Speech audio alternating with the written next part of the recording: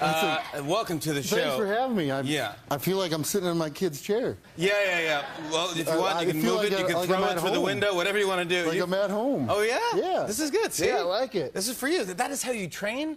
Well, that's a portion of what. That's just some conditioning stuff that I would do. Yeah. Frightening to me. I would never. If you were in my gym, I would quit the gym immediately and go arrest that guy. Yeah, it's pretty violent. Gosh. Now you have a book coming out called Death Clutch.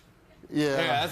So this is like a sappy romance novel, or? Yeah, it's a romance about my life story. No, you have a pretty interesting story, though. Where are you from originally? I'm from Webster, South Dakota, a small town. I grew up on a dairy farm, and you know, my mom and dad were hard-working people, and I left Webster en route to, I started wrestling when I was 5 years old, and followed my dream all the way to Bismarck, North Dakota, won a junior college championship there, and then I went to Minneapolis and won a Division I national title in 2000, and then I went to the World Wrestling Entertainment, had enough of that, wasn't for me, and tried out for the Minnesota Vikings.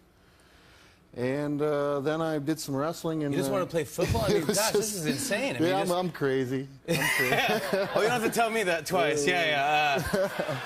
In fact, I saw this here. Look at this. Look at this tattoo that you got on your chest there. What is that? Just a blade? That's the sword. Some sword. And does this sword exist? Somewhere it does. Somewhere in my mind, somewhere in my mind, I thought that would look good on my chest. Yeah. You know? I thought the same thing. And so I got one done there. Pretty good matching tattoos. Yeah, I appreciate that. We should never go to the pool together. Or the bar and then end up at the tattoo parlor. Exactly, yeah. Now, Ultimate Fighter, Season 13. On this show on Spike, you're coaching these young dudes to fight. Yes. And you're coaching against Junior Dos Santos. Yeah, the show is a reality series. It's in its 13th season. And I was fortunate enough to be one of the coaches on the show. Me and the other coach are going to be facing one another in a fight June 3rd in Vancouver. But the show itself airs Wednesday night, premieres, and we coach seven up-and-coming fighters that want a UFC contract. And these guys live in a house together for 6 weeks. They've got no television, no newspaper, no connections to the outside world. They've just got fighting, and that's it. So they got, if you can imagine, 14 guys in a house. I'm excited to watch the show. No, I don't even want to live on that block. It's insane. It's no, I mean, but the testosterone. I mean, the arguments. What happens at the house? I have no idea. So I want nothing to do with that. I'm there to coach these guys. So you don't see what they do at the house. I don't even know what's going to happen. So someone's like, "Who didn't do the dishes, man?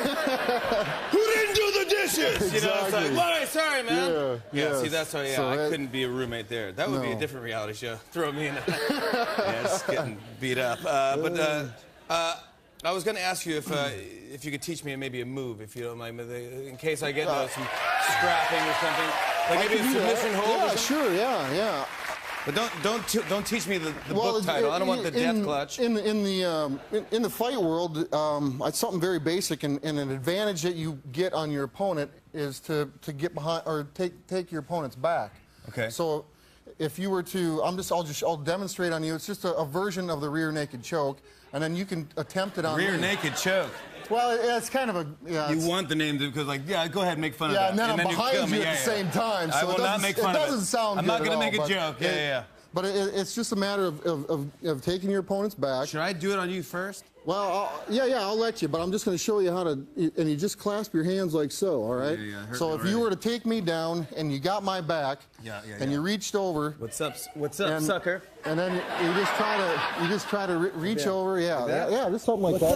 And then you'd reverse him and end up like this, something like this.